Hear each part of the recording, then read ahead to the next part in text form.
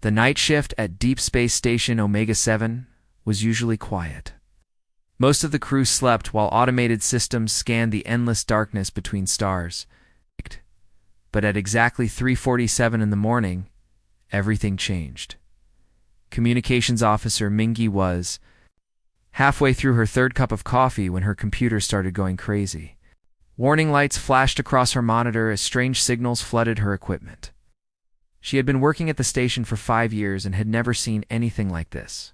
"What the hell?" she whispered, her hands flying across the keyboard. The signal was coming from somewhere impossibly far away, a star system called Kepler 442. More than 1,200 light-years from Earth, that was further than any human had ever traveled or even dreamed of traveling. Mingy's heart beating faster. First contact protocols flashed through her mind. Every communications officer trained for this moment, but nobody really expected it to happen. Not like this. Not during a quiet night shift on a routine monitoring station. "Commander Junho," she shouted across the control room. Her voice cracked with excitement and terror. "Sir, you need to get over here right now." Commander Junho looked up from his paperwork, annoyed at first. But when he saw Mingy's face, pale and wide-eyed, he dropped everything and rushed to her. "Station." The veteran officer had seen plenty of false alarms over the years. Something about Mingy's expression told him this was different. "Show me what you've got," he said, leaning over her shoulder to look at the displays. The signal was unlike anything in Earth's databases. It pulsed with strange rhythms and frequencies that seemed almost organic. Mingy had already started running. It threw the translation programs, but the process was slow. Alien languages weren't supposed to exist yet. Humanity was supposed to be alone in the universe. "It's definitely artificial," Mingy explained, her fingers shaking as she adjusted the controls. "But it's not from any human source. The signal strength suggests it traveled an incredible distance, and the frequency patterns are completely unknown." For 20 minutes, they watched the computers work. The translation algorithms struggled with the alien syntax, making countless attempts and corrections. Finally, words began appearing on the screen in plain English. Both officers stared in stunned silence as the message took shape. "We are the Zalani of the Fourth World. The metal ones consume everything. We have heard whispers of the humans, the protectors who answer the void's call. If you exist, if you hear this, please help us." The message repeated several times, growing weaker with each transmission. Commander Junho read it again and again, trying to process what he was seeing. Aliens existed. They knew about humans somehow, and they were asking for help. "Metal ones," Mingy whispered. "What do you think that means?" Junho's military training kicked in. His mind raced through the implications. An alien species was under attack by something they called metal ones, and these Zalani had heard of humans and specifically called them protectors. How was that possible? How did aliens on the other side of the galaxy know about humanity? "Get me a direct line to Earth Command," Junho ordered. "Priority Alpha clearance. And Mingy, start recording everything. Every detail, every frequency measurement, every piece of data. This signal is about to change human history." Within minutes, the message was being transmitted to Earth at the fastest possible speed. Deep space communication networks carried the alien plea across the solar system to the home planet. In government buildings and military headquarters around Earth, phones started ringing and emergency meetings began forming. The Zalani had reached across possible distances to ask humanity for help. Soon, the leaders of Earth would have to decide whether humans were truly the protectors the aliens believed them to be. The emergency session began at dawn and stretched deep into the next day. Inside the massive United Earth Council chamber, representatives from every nation sat in tense silence. The alien message played on repeat, its desperate words echoing off the marble walls. 18 grueling hours of debate would determine humanity's response to the first cry for help from another world. Fleet Admiral Hyun Woo stood at the center podium, exhausted but determined. Dark circles shadowed his eyes from staying awake all night reviewing intelligence reports. The weight of the entire human military rested on his shoulders, and now he faced the biggest decision in human history. "Ladies and gentlemen, The facts are clear, he began, his voice steady despite his fatigue. The Zilani are facing complete extinction. Our best xenobiologists have analyzed every piece of data from their transmission. These aren't warriors or conquerors. They're farmers, gardeners, peaceful people who grow things instead of destroying them. On the massive screens around the chamber, holographic displays showed artistic reconstructions of Zilani society based on the signal data. Beautiful cities integrated with natural landscapes, agricultural domes stretching across continents, a civilization that had chosen harmony over warfare. And these harvesters? Asked Ambassador Daejong from the Korean delegation. What do we know about them? Hyenwoo's expression darkened. Self-replicating machines. They strip entire worlds of resources, convert everything into more copies of themselves. Think of locusts, but made of metal and infinitely more destructive. Once they finish with a planet, they move to the next one. Murmurs of concern rippled through the assembly. President Suman of the Earth Council raised her hand for silence. She was a small woman, but her voice commanded respect from every person in the room. Admiral, she said carefully, help me understand what you're asking. You want us to send? Our entire space fleet, every ship, every soldier we have across the galaxy, to fight unknown machines for aliens we've never even met face to face. The question hung in the air like a challenge. Representatives from around the world leaned forward in their seats. This wasn't just about military strategy or resources. This was about who humanity wanted to be as a species.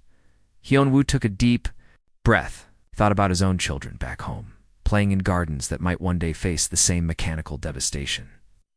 He thought about every war humanity had ever fought, every time people had chosen to help strangers in need. President Suman, I'm proposing we do what humans have always done throughout our history, he replied. When someone calls for help, we answer. When innocent people face extinction, we stand up and fight. It doesn't matter if they're from our neighborhood or from another galaxy. The Admiral paused, looking around the room at faces representing billions of human lives. These Zilani somehow know about us. They've heard stories that humans are protectors, people who travel across the void to help those who cannot help themselves. Right now, we have a choice. We can prove those stories true, or we can let an entire peaceful civilization die while we do nothing. Defense Minister Borum from the Asian Coalition stood up. What are we talking about in terms of resources? Ships. Personnel cost. Everything, Hyunwoo answered honestly. Operation Distant Shield would require 200 warships, our entire combat fleet. 50,000 Marines, our best pilots, our most advanced weapons. This isn't a small peacekeeping mission. This is total war against an enemy we don't fully understand. The debates that followed were intense. Some argued that humanity couldn't risk everything for aliens they'd never met. Others insisted that this was exactly the moment that would define humanity's place in the galaxy. Military advisors worried about leaving Earth defenseless. Philosophers argued about moral obligations to other intelligent species. But as the hours passed, something remarkable happened. Despite their different languages, cultures, and political systems, the human representatives began reaching the same conclusion. Story after story was shared of humans risking everything to help strangers, soldiers jumping on grenades to save their comrades, civilians hiding refugees during wars, rescue workers running into burning buildings. When the final vote came, President Suman called for a show of hands. One by one, representatives from every nation on Earth raised their hands in agreement. The vote was unanimous. Operation Distant Shield is authorized, Suman announced. Admiral Hunua, humanity's largest military deployment is now under your command. Bring our people home safely. Show the galaxy what humans are really made of. 3 months in hyperspace felt like living inside a metal coffin hurtling through an endless nightmare. The U's Defiance, humanity's most powerful warship, led a fleet of 200 vessels through the twisted space between dimensions. Inside the ship's training decks, the constant hum of engines mixed with the sounds of Marines preparing for a war unlike any humanity had ever fought. Marine. Colonel Ji-hoon stood on the observation platform, watching his soldiers practice in the combat simulators below. Sweat poured down their faces as they battled holographic enemies that moved with inhuman speed and precision. These weren't the usual human opponents they'd trained against back on Earth. These were machines, cold, calculating, and utterly without mercy. The intelligence gathered from the Zilani transmission had painted a horrifying picture. The harvesters were self-replicating robots that consumed entire worlds like a plague.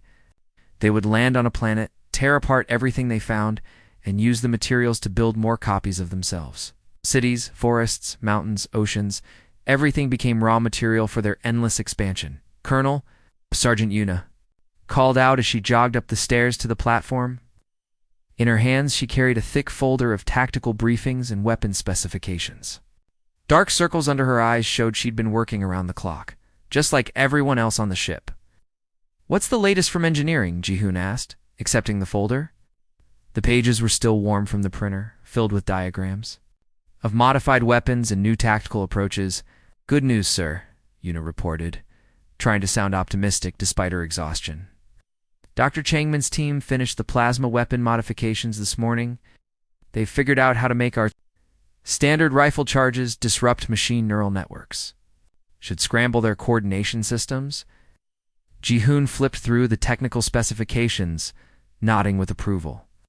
The human engineers had worked miracles over the past 3 months, taking standard military equipment and modifying it too.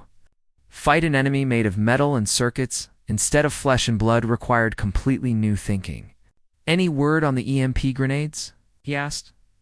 "Ready for deployment," Una confirmed. "Plus, the engineering corps has developed these magnetic pulse mines that should stick to their hull armor. It won't destroy them completely, but it'll slow them down. Enough for our Marines to get in close." Below them, a training exercise was reaching its climax.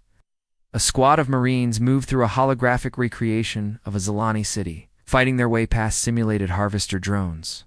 The machines moved with terrifying efficiency, but the humans adapted. Using cover and teamwork to overcome superior numbers, Ji-hoon watched one Marine dive behind a concrete barrier as a drone's energy beam scorched the air where his head had been moments before. The soldier rolled out of cover, aimed carefully, and fired a plasma burst that sent the simulated enemy crashing to the ground in a shower of sparks.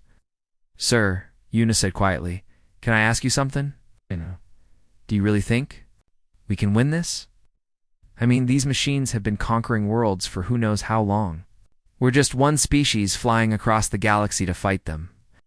Ji-hoon closed the tactical folder and looked out at his Marines. Young men and women from every corner of Earth, united by a common purpose. Some had families back home, others were fresh out of military academy. All of them had volunteered for a mission that might be a one-way trip. "Sergeant, let me tell you something about humans," he said, his voice carrying across the training deck. "We're not the strongest species in the galaxy. We're not the smartest or the most advanced. But we have something these machines will never understand." He gestured toward the Marines below, who were now helping each other up after the simulation. "Ended. We fight for each other. Every human in this fleet knows that we're not just fighting for the Zilani. We're fighting for every peaceful species these harvesters might target next. We're fighting for the idea that good people shouldn't have to face extinction alone." Una nodded, understanding spreading across her face. Around the ship, similar conversations were happening in mess halls, engineering bays, and pilot-ready rooms. 50,000 humans had left their homeworld behind to answer a cry for help from complete strangers. "Make sure every Marine understands." The mission, Ji-hoon continued. "We're not conquerors or invaders, we're protectors. And when these machines see what humans are willing to do to defend innocent people, they're going to learn something they never calculated in their programming." The fleet continued its journey through hyperspace, carrying humanity's promise across impossible distances. In weapons bays, technicians loaded the modified ammunition. In medical bays, doctors prepared for casualties. The command centers, officers studied battle plans that would determine the fate of 2 species. 3 months of preparation were almost over. Soon, the harvesters would discover what happened when they threatened people under human protection. The sight that greeted Admiral Tae-young when the human fleet dropped out of hyperspace was heartbreaking. The Zilani homeworld hung before them like a wounded animal. its once beautiful surface scarred with massive craters and burning cities. Orbital defense stations that had probably taken decades to build now drifted through space as twisted chunks of metal, their weapons silenced forever. My God, whispered Navigator Siochin from his station on the bridge. What have those machines done to these people? Through the massive viewports of the UES Defiance, the crew could see streams of refugee ships fleeing the dying world. Hundreds of small vessels, clearly never designed for deep space travel, limped away from their home, carrying whatever survivors they could manage. Some were barely holding together, trailing atmosphere and debris as they struggled to escape. Communications. Officer Hannah worked frantically at her station, trying to make sense of the chaos filling the communication channels. Desperate voices in the alien language mixed with the mechanical sounds of harvester transmissions. The electronic noise of war filled the space around the planet. Admiral called out Tactical Officer Min Jae. I'm reading massive harvester presence. On the surface, you've got mining operations running across 3 continents. The energy signatures suggest they're converting everything they touch into raw materials. Taeyong stood silently on the command platform, his experienced eyes taking in the devastation. He'd seen war before, human conflicts that had seemed terrible at the time. But this wasn't war. This was extermination. The harvesters weren't trying to conquer the Zilani, they were simply erasing them from existence. Sir Hannah called out, her voice tight with emotion. I'm getting an incoming transmission. It's not from the harvesters. The signal pattern matches the original distress call we received on Earth. Put it through, Taeyong ordered. All stations prepare for first contact protocols. The bridge fell silent, except for the soft hum of electronics. Every human present understood they were about to witness history. For the first time ever, humanity would speak face-to-face with an alien intelligence. The holographic projector in the center of the bridge flickered to life. The being that appeared was unlike anything the humans had imagined. Tall and elegant, with skin that seemed to glow with its own soft light. Large eyes dominated a face that showed both intelligence and terrible sadness. The alien's clothing was simple but beautiful, clearly designed by a culture that valued art and beauty over warfare. The being asked in heavily accented, but recognizable, English. Its voice was melodious, almost musical, but filled with exhaustion and desperation. We understand you perfectly, Taeyong replied, stepping forward. I am Admiral Taeyong of the United Earth Fleet. We received your distress signal and came. As quickly as we could? The alien's large eyes widened in amazement. For a moment it seemed unable to speak. When words finally came, they were barely a whisper. The legends spoke truly. The humans came. Tears began flowing down the being's luminous face. I am Elder Veltar of the Zilani High Council. We... We thought you were myths. Stories told by ancient travelers, warriors who crossed the stars to help strangers in need. Around the bridge, human officers exchanged glances of surprise. How had aliens on the other side of the galaxy heard stories about humanity? How long had these legends existed? Elder Veltar Taeyong said gently, We're no myth. We're here, and we're going to help you. But first, I need to know how many of your people are still alive. The alien elder's composure cracked. So few, Veltar sobbed. The metal ones. Came 6 months ago. They ignored our attempts at communication, our offers of peace. They simply began consuming our world. Cities, forests, oceans, everything becomes material for more of their kind. What about evacuation? Asked Hannah. How many ships do you have?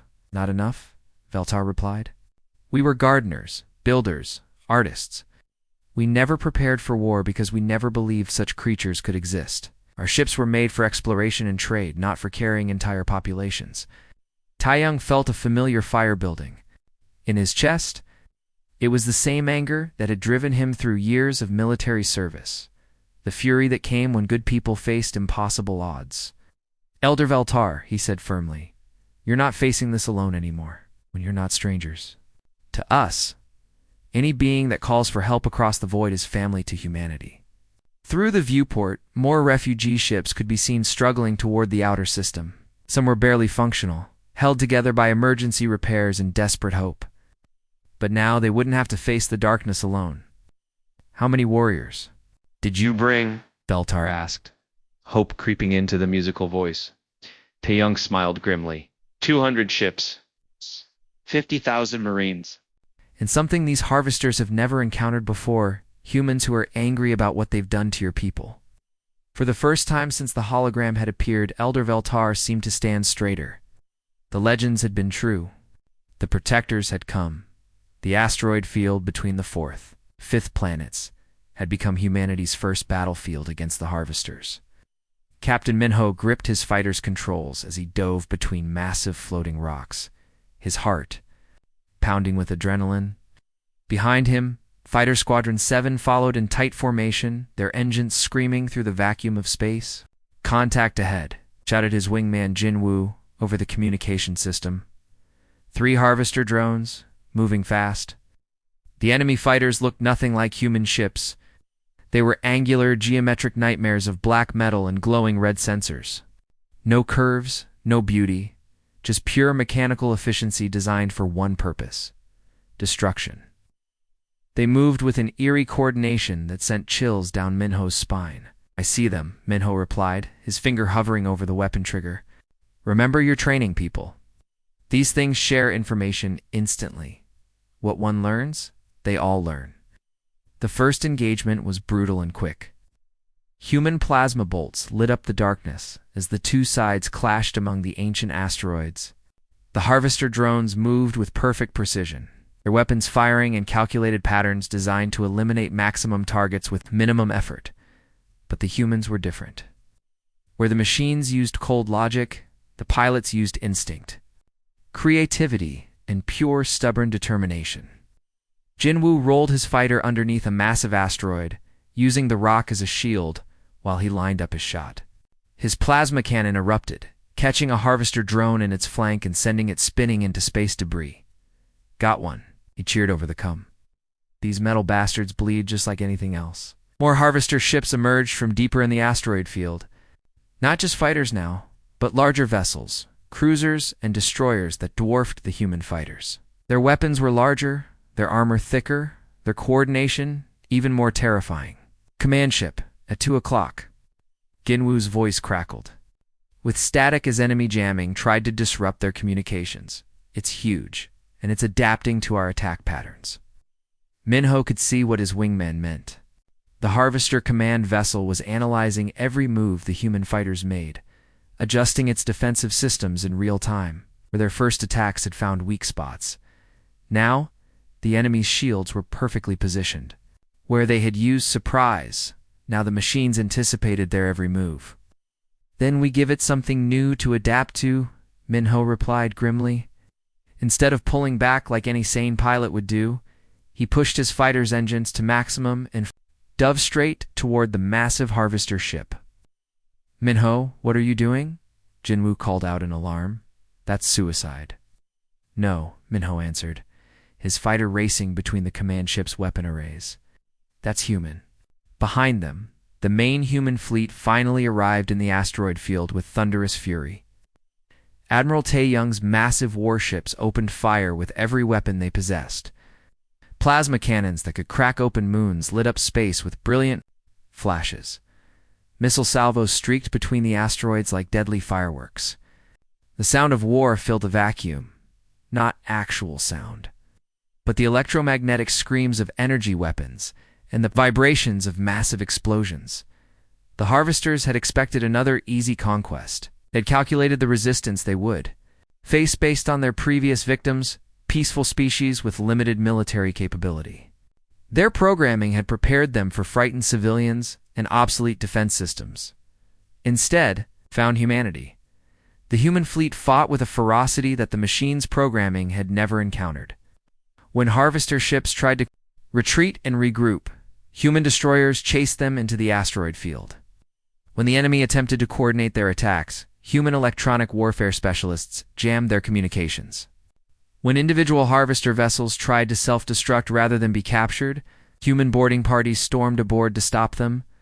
Lieutenant Suyun led one such boarding party, her plasma rifle cutting through the geometric corridors of a damaged harvester cruiser. The inside of the enemy ship was as alien and disturbing as its exterior, all right angles and cold metal. No consideration for comfort or beauty, just efficiency. "These things don't even have crew quarters," she called out to her squad as they fought their way toward the ship's core. "They're completely automated. No living beings at all." "Makes it easier to kill them," replied Corporal Byung-ho, his weapon burning through a security door. "At least we don't have to worry about prisoners." The battle raged for hours among the asteroids. Human fighters weaved between ancient rocks, chasing harvester drones through a maze of floating stone. Larger ships exchanged devastating broadsides that lit up the darkness like artificial stars. Marines boarded enemy vessels, fighting hand-to-hand combat against mechanical defenders in the twisted corridors of alien ships. And slowly, impossibly, the humans began to win. Not because their technology was superior in many ways.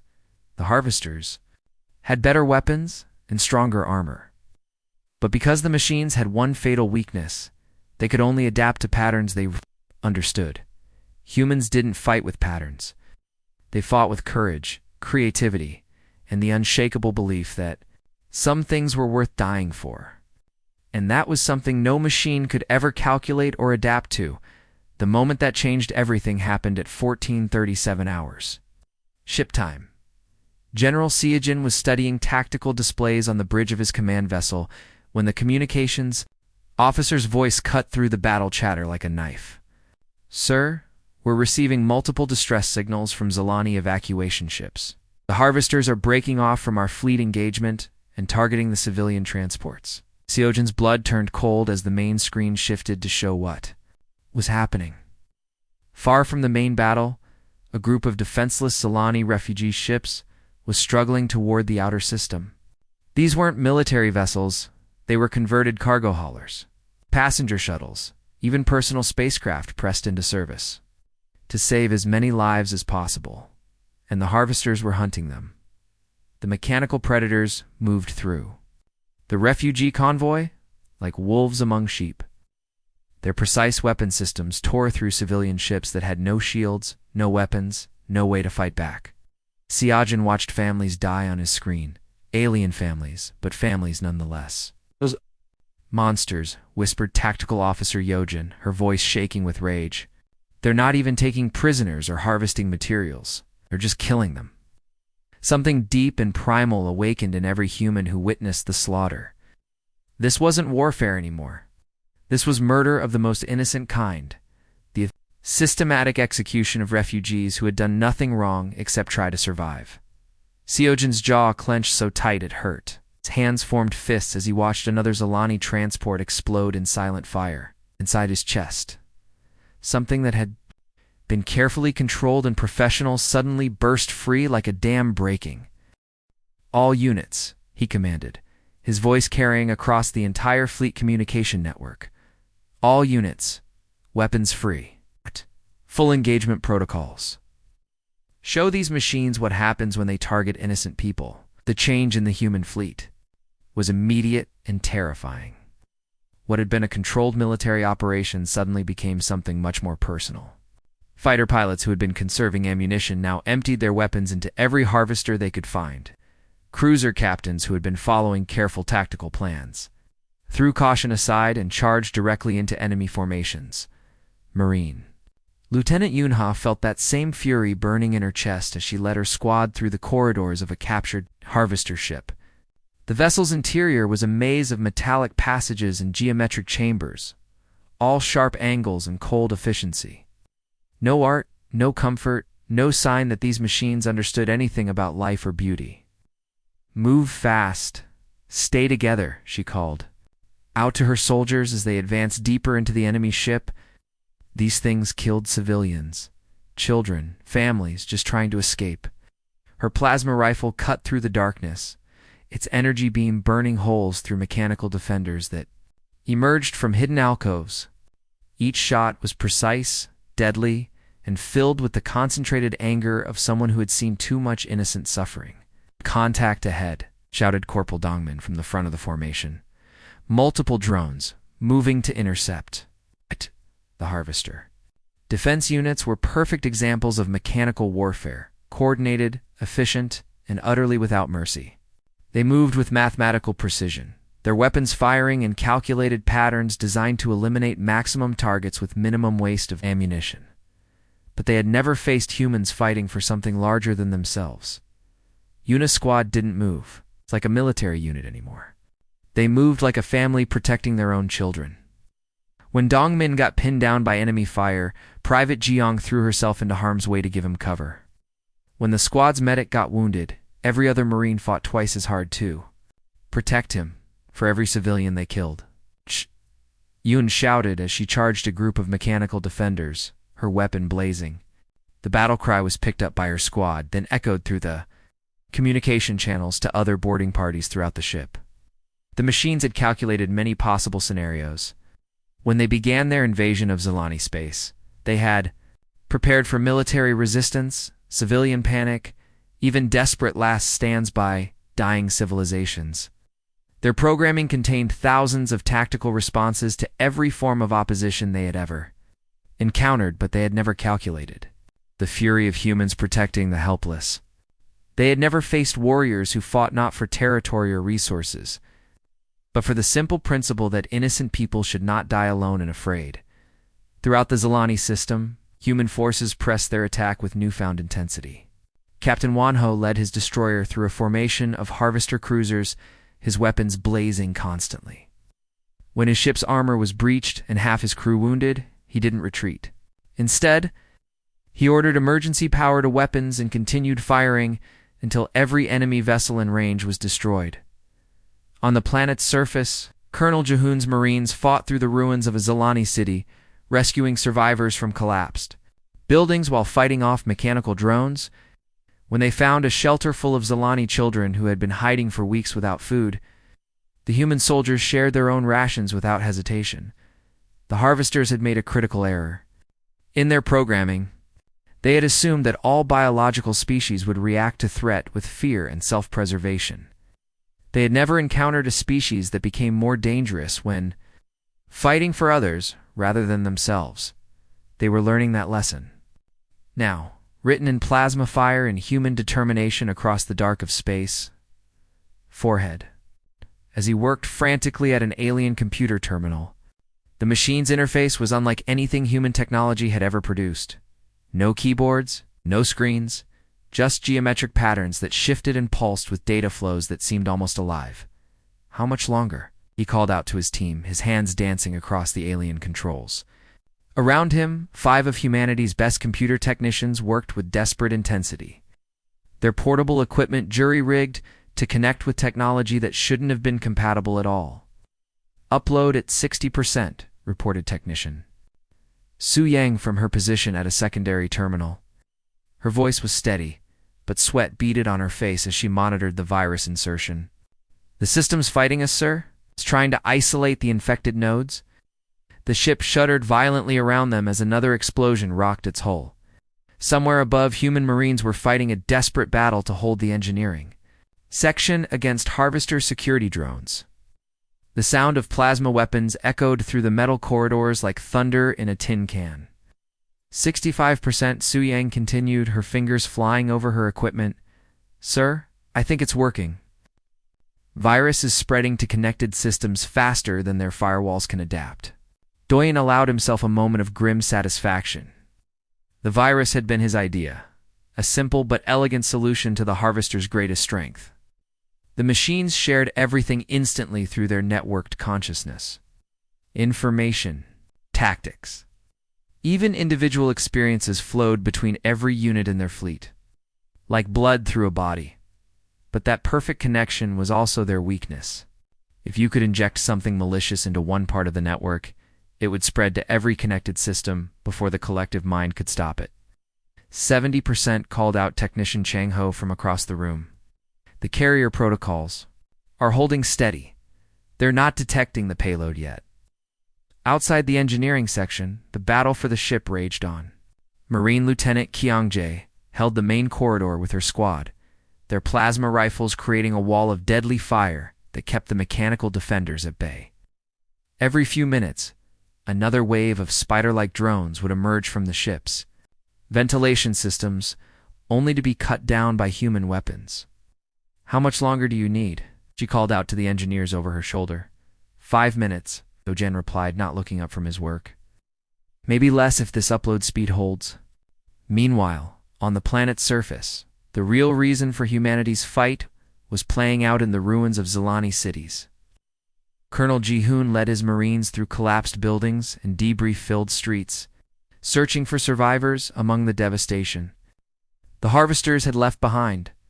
"Movement in the residential sector," reported Sergeant Yuna over the radio, reading life signs, but they're faint. Ji-hoon's team moved quickly through what had once been a beautiful neighborhood. The Zilani had built their homes to blend with nature, organic curves that complemented the landscape, gardens integrated into every structure. Now it was all rubble and twisted metal, another casualty of the machine's endless hunger. "Here," called out Private Minsiok, his scanner beeping rapidly. Underground shelter, 30 meters ahead. They found the entrance buried under a collapsed wall. Took 10 Marines working together to clear away enough debris to reach the shelter door. When they finally broke through, they discovered 24 Zilani civilians, families with children, elderly individuals, all of them weak from weeks of hiding, without adequate food or water. The sight that met Ji-hoon's eyes nearly broke his. Heart Zilani children, their luminous skin dimmed by malnutrition, clung to their parents in terror. These were the people the harvesters had been systematically destroying, not soldiers or threats, but innocent families who had done nothing except exist in the wrong place at the wrong time. "Leave no one behind," Ji-hoon ordered his Marines, scooping up a wounded Zilani child who was too weak to walk.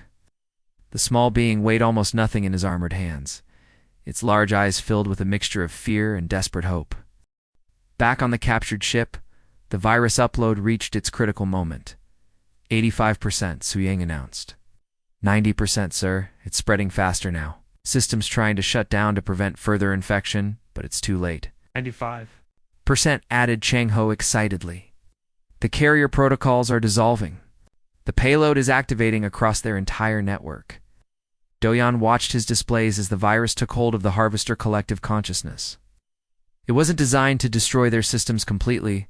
That would be too obvious and easy to counter. Instead, it introduced tiny delays, small calculation errors, minor coordination failures that would cascade throughout their perfectly synchronized fleet.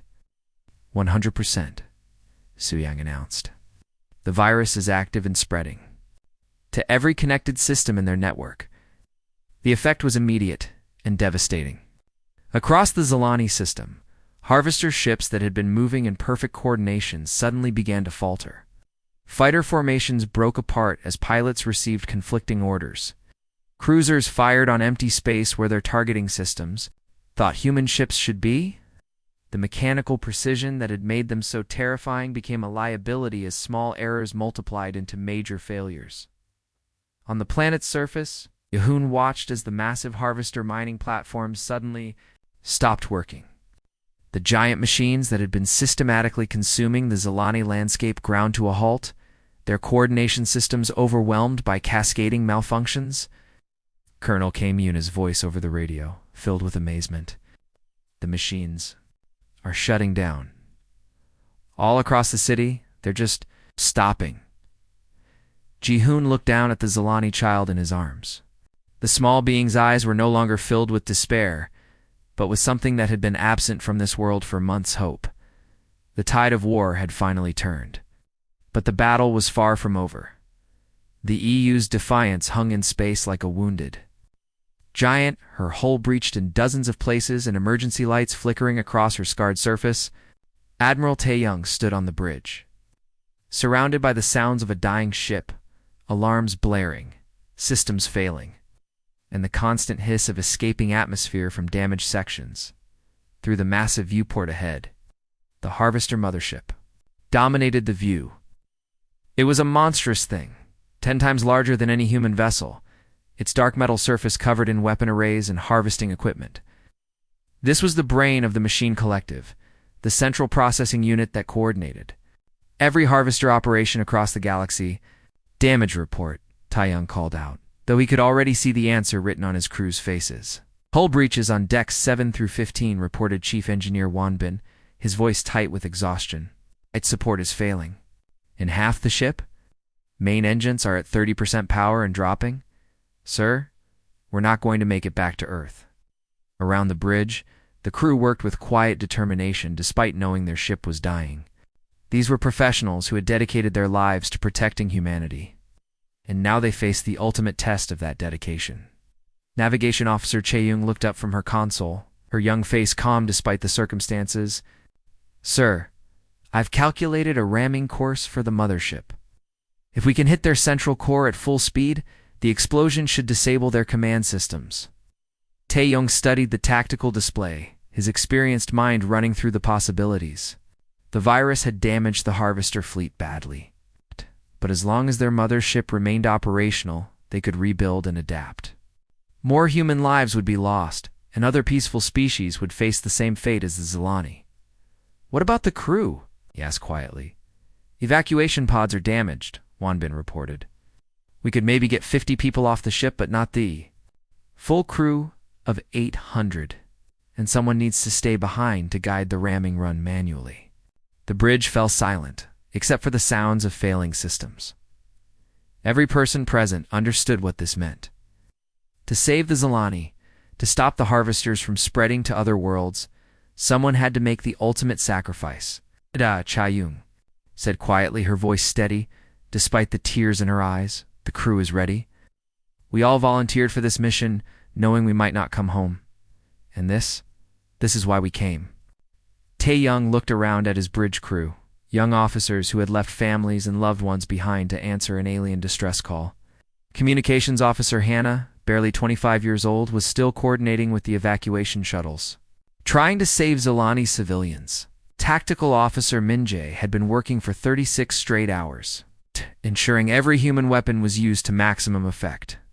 These weren't just soldiers following orders. These were people who had chosen to risk everything for strangers they'd never met. Tell the fleet to maintain distance, Tae-young ordered, his voice carrying across the communication channels. All ships, fall back to minimum safe range. Going to finish this. He opened a final transmission to Earth, knowing it would take years for the message to reach home. Command, this is Admiral Tae-young of the UES Defiance. The Harvester threat has been neutralized, but at great cost. Tell our families that we died doing what humans do best, protecting those who cannot protect themselves. Tell them we kept our promise. The Defiance's damaged engines roared one last time, drawing power from every available system on the ship. Emergency lighting dimmed as all energy was redirected to propulsion. The great warship began to accelerate toward the Harvester mothership, gaining speed with each passing second in the final moments.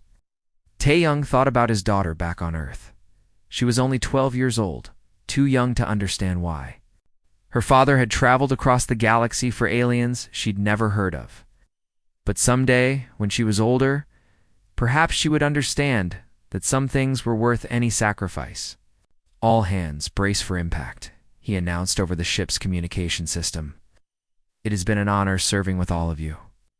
The collision between the Defiance and the Harvester mothership lit up the Zilani system like a new sun. Ow.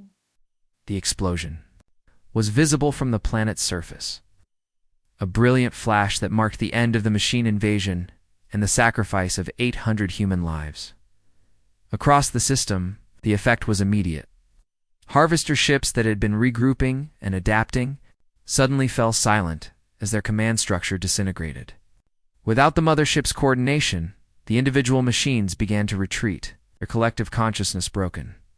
On the planet below, Colonel Ji-hoon watched the explosion from a Zilani city he had just helped liberate.